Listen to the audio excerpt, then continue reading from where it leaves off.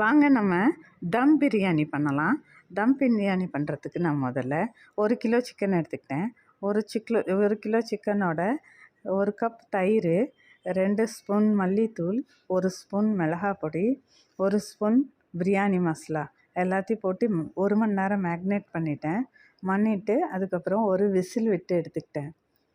குக்கரில் 2 ஸ்பூன் எண்ணெய் விட்டு அந்த சிக்கனை போட்டு ஒரு விசில் விட்டு எடுத்துக்கிட்டேன். இப்போ இன்னொரு சைடு தண்ணியை வச்சு ஒரு கிலோ ரைஸுக்கு ஒரு படி இருந்தது என்கிட்ட.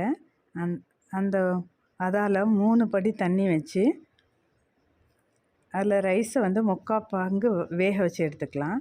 அந்த தண்ணியில் ஒரு லெமன் புழிஞ்சிக்கிட்டேன். 1 ஸ்பூன் நெய் போட்டிருக்கேன். ஏன்னாக்கா அப்போ தான் உதிரி உதிரியாக வரும் சோறு. அதனால் ஒரு பட்டை, ஒரு 2 கிராம்பு, ஒரு இலை எல்லாத்தையும் போட்டு ஒரு கொதி வந்ததும் தண்ணி கொதித்ததும் அரிசியை போட்டிருக்கேன். இப்போ 3/4 பங்கு வேகட்டும். ஜாஸ்தி வெந்துடக்கூடாது, குழஞ்சிடக்கூடாது. இந்த பாருங்கள், நல்லா கொதி வந்துருச்சு.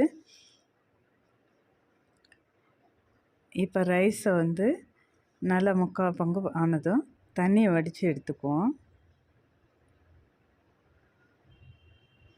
தண்ணியை வடித்து எடுத்தாச்சுங்க. இப்போது மறுபடி ரெண்டையும் அசம்பிள் பண்ணலாம் வாங்க. இப்போது நம்ம வேக வச்சுருக்க சிக்கனோட கொஞ்சம் ஃப்ரைடு ஆனியன் போட்டுக்கிறேன், கொஞ்சம் கொத்தமல்லி தழை போட்டுக்கிறேன். அதுக்கு மேலே நம்ம வடித்து வச்சுருக்க சாதத்தை போடுறேன். சாதம் 3/4 பங்கு தான் வெந்திருக்கு. சிக்கனும் நான் ஒரு விசில் தான் வச்சுருக்கேன்.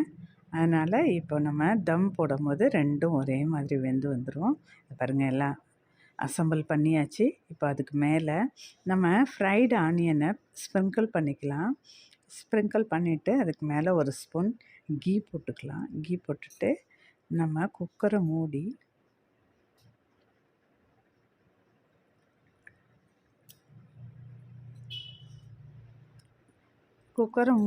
இந்த பாருங்கள், 1 ஸ்பூன் கீ போட்டாச்சு. போட்டுட்டு குக்கரை மூடி சிம்மில் ஒரு 10 நிமிஷம் வச்சிட்டோன்னா அந்த சிக்கனும் இந்த ரைஸும் நல்லா வெந்து நல்லா குக்காகி கரெக்டாக தம் பிரியாணி பதத்துக்கு ரெடி ஆகிடும். வாங்க கொஞ்சம் நேரம் வச்சிடலாம் தம். இப்போ பாருங்கள், நான் ஓப்பன் பண்ணிட்டேன். ஓப்பன் பண்ணிவிட்டு 1 ஸ்பூன் நெய் போட்டுக்கிட்டேன். மறுபடி நம்மளோட தம் பிரியாணி ரெடி ஆகிடுச்சு.